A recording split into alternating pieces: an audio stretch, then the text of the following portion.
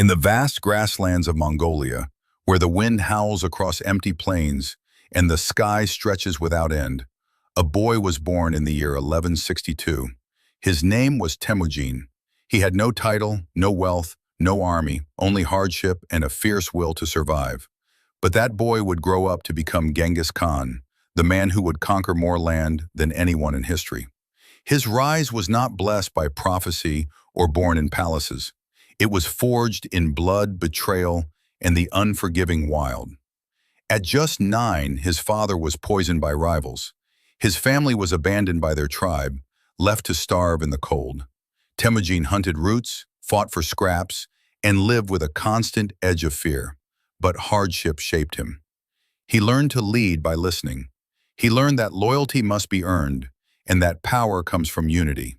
Slowly, he gathered allies, not through fear, but promise. He chose commanders not by birth, but bravery.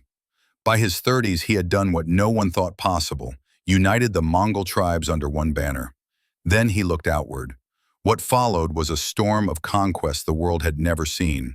From China's great cities to the Persian deserts, from Central Asia to the gates of Europe, the Mongol hordes swept like fire.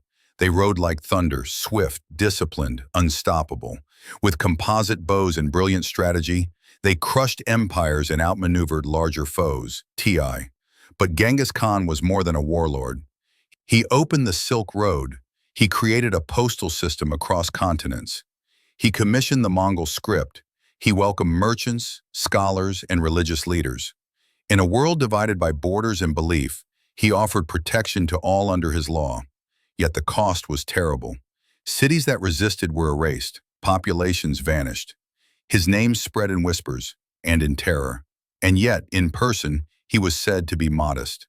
He wore plain clothes, avoided excess, and listened to trusted advisors. He ate with his soldiers.